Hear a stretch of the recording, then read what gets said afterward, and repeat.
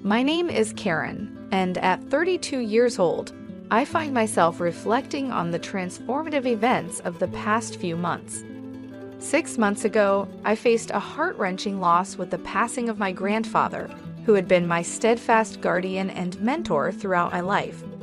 Today is a significant day, as the lawyer is scheduled to reveal the details of my grandfather's will, a moment that feels both heavy and hopeful. Seeking comfort during this emotional time, I am grateful for the presence of my sister, Helen, who is 3 years older than me. We share a bond forged in adversity, having lost our parents in a devastating accident 22 years ago. Since that tragic day, our grandparents took us under their wings, showering us with love and guidance. However, our family felt the sting of loss again when our grandmother died from an illness, leaving us in the caring but increasingly fragile hands of our grandfather. His health declined over the years, and out of deep concern, I moved into an apartment close to his home to ensure I could visit him regularly. Despite my frequent visits, he would often chide me playfully, claiming it was unbecoming for a grown woman to keep returning to her childhood home. Nonetheless, he always greeted me with a smile, his warmth undiminished by the trials of age. Then, during a routine visit, a dire turn of events unfolded as I found my grandfather in severe pain at his doorstep. Frantically, I called for an ambulance, but despite the swift response, he passed away suddenly. Today, as the hour of the will reading approaches, Helen's voice cuts through my contemplation, reminding me to brew some tea for the occasion. As I make my way to the kitchen, I catch a glimpse of her relaxing on the mat, the familiar scent of her strong perfume filling the air, a reminder of her unchanging nature and the continuity of our shared past. I remember my sister Helen's teenage years vividly. She was the epitome of rebellion, experimenting with vibrant hair colors and mingling with a crowd that our grandparents deemed troublesome. Despite the headaches she caused, necessitating frequent apologies from our grandparents, Helen seemed untouched by the disapproval, living her life with a carefree zest. Even as an adult, she maintained that free-spirited approach, working only part-time and often relying on our grandfather for financial support. Today, as the lawyer arrived to read our grandfather's will, I prepared tea to serve. Helen offered a formal greeting that filled the room, acknowledging the gravity of the moment. The lawyer, with his gentle demeanor reminding me of grandfather, accepted the tea and began to disclose the contents of the will. The document revealed that Helen was to inherit a staggering $30 million, while I was bequeathed our family home and the land it stood on. Upon learning about her fortune, Helen burst into laughter, a reaction that left me standing in silent astonishment at the unexpected disparity in our inheritances.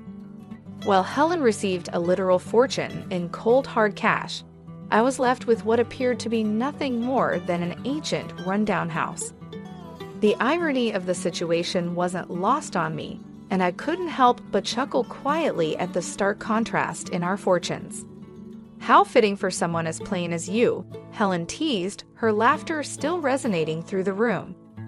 I tried to defend the value of my inheritance by pointing out the considerable size of the land that came with the house. "It's not just the house, there's also the land," I countered. Helen snorted dismissively at my comment.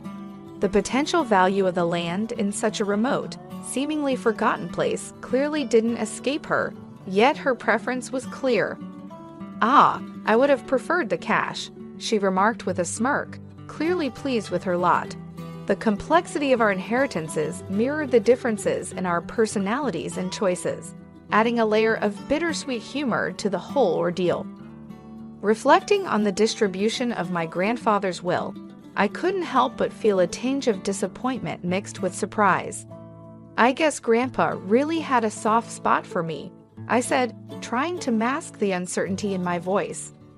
I reasoned with myself that perhaps he intended for me to preserve the cherished family home and land, a place rich with memories of him and my grandmother. "That's pretty awesome, isn't it?" remarked my boyfriend, Alex, catching me off guard with his reaction as I relayed the details of my inheritance. However, his enthusiasm didn't quite resonate with me. I shook my head, implying that the reality wasn't as rosy as it seemed. As I shared the story, a sense of hollowness washed over me. Voicing the situation felt almost like confirming a sort of perceived lesser value. Trying to lighten the atmosphere, Alex made a rather thoughtless comment about the benefits of beauty and wealth. I gave him a sidelong glance, a silent reprimand for his tactlessness. Realizing his faux pas, he quickly shifted gears, joking about valuing my comfort more than material gains. Alex and I had been together since meeting at a social event, and today marked our first casual outing as a couple. Discussing the inheritance made me ponder the future, even imagining him as a potential husband. Little did I know, this revelation would soon lead to an unexpected twist of regret. A few days later, as I entered the old family house to start the overwhelming job of sorting through my grandfather's possessions, I considered the idea of moving in. Its close proximity to my workplace made it an attractive option. Maybe I could really make a life here, even with a cat, I mused. The lack of rent was alluring, and I figured any maintenance costs could be managed with my savings. The thought of sharing this space with Alex even made me blush, embarrassed by my forward thinking. Rolling up my sleeves to begin cleaning, my contemplation was abruptly interrupted by the ringing of my smartphone. Glancing at the display, I saw my sister's name flash across the screen, hinting at more unexpected developments in what was shaping up to be a series of surprising events. "Hello, Karen. How are you faring in that quaint old house of yours?" she inquired, her tone laced with curiosity and a hint of irony. "I hoped you were finding some peace in being alone," I quipped, but it seemed my sister was indulging in a different kind of solace, one marked by rounds of drinks. Her speech always had a tendency to be languid and drawn out, but today it was noticeably more slurred. As she spoke about the time, her words meandered with an alcohol-tinged flair, highlighting her afternoon choice of beverage, which I couldn't help but sigh at. A sigh she echoed dramatically, playfully branding me as the perpetual Miss Goody Two-Shoes. It became obvious that her merriment stemmed from more than just liquor when she asked about my plans for the future. I hesitantly shared my thoughts about possibly moving into our family home, hoping to change the subject. Instead, she took this as an opportunity to flaunt her current luxurious surroundings in a posh hotel suite, her voice dripping with an exaggerated zest. She then teasingly challenged me to guess who might be accompanying her, treating my ignorance with disdain. She provocatively suggested that my reserved attitude might compromise my relationship with someone named Alex. To my shock, Alex himself joined the conversation, leaving me reeling and filled with confusion. As Alex's familiar voice came through, a flood of troubling thoughts overwhelmed me. The sudden revelation of my sister's connection with him sketched a troubling image in my mind, one that had me feeling dizzy and unsettled. She went on to boast about capturing Alex's attention, narrating how she had learned of his workplace from me, approached him after work, and charmed him. Her words poured out boastfully, leaving me stunned and silent. Her subsequent apologies did little to soothe the emotional turmoil I felt. When Alex spoke again to explain his side, a chill swept over me, draining my spirit as he admitted his attraction to my sister seemed more appealing and opportune, deepening my sense of betrayal. Trying to express my feelings amidst this chaos was nearly impossible as I grappled with the shock and hurt of the moment. I found myself utterly speechless as Alex tried to rationalize his behavior, almost pleading with me to grasp the seductive appeal of a woman possessing significant wealth. I felt a deep recoil at his words, the sting of rejection and humiliation sharp and sudden. In the background, my sister's laughter, unreasonably loud and triumphant, punctuated the chaos she had wrought. As the phone was handed back to her, she delivered a statement with such finality it felt like a physical blow, announcing the end of our sisterly bond. Her words hung heavy in the air, the concept of sisterhood now just shattered fragments of a once treasured relationship. Over the next 6 years, solitude and heartache became my close companions. Now, as I sat with a cat peacefully dozing on my lap, the memories of that devastating phone call remained vividly etched in my mind. The room was filled with the soft hum of the cat purring in its sleep, a comforting sound on my day off. Yet there was a lingering sense of guilt about some unfinished work I had brought home. As I mulled over my to-do list, the tranquility was broken by the ring of my phone, an unfamiliar number flashing on the screen. Assuming it might be work-related, I answered without suspicion. "Hello," I greeted, only to hear a voice that was unmistakably familiar. "Karen, long time no see," said my sister, Helen, her unique speech patterns instantly recognizable despite the years.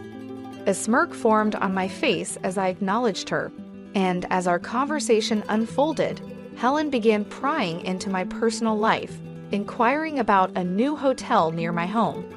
I chose to keep the details to myself, deflecting her questions. The conversation took a surprising turn when Helen confessed her financial woes, revealing that she had blown through her entire inheritance in just 4 years. Even Alex, who had remained by her side, was now mired in debt. As I listened to Helen's request for a loan, my initial annoyance faded into a profound sense of detachment.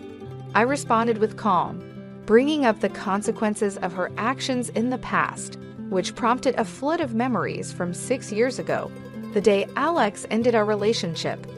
Devastated, I found comfort in an old painting I had given to my grandfather as a child. During a moment of introspection, I discovered a hidden note behind the painting, a letter addressed to me from my grandfather written shortly before his death. In the letter, my grandfather explained the reasons behind the seemingly uneven distribution of his estate, emphasizing his deep appreciation for my constant care and presence in his final years. This revelation brought clarity to any lingering questions about favoritism and provided much-needed closure. It reassured me about my grandfather's intentions, confirming that the distribution was a testament to the enduring bonds within our family and highlighting the true significance behind his decisions. As I digested the contents of the letter, a shiver ran down my spine at the realization that I could have easily missed this crucial message. Despite the clarity it brought, I still found myself deeply hurt by Helen's cruel words from that time. Although I had a strong connection with my grandfather, a tinge of jealousy lingered as I continued to read. Helen, it seemed, was not satisfied with a simple share of the inheritance.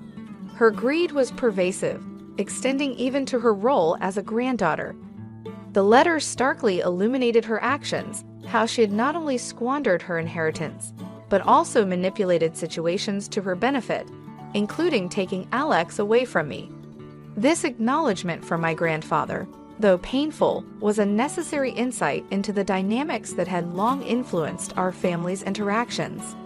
Feeling a duty to my grandfather's intentions, I had arranged to meet with Alex to discuss the inheritance. My grandfather's will had been crafted thoughtfully, seemingly granting Helen the larger share at first glance. However, a hidden detail in his letter revealed more. The land I received was expected to grow significantly in value due to urban development nearby.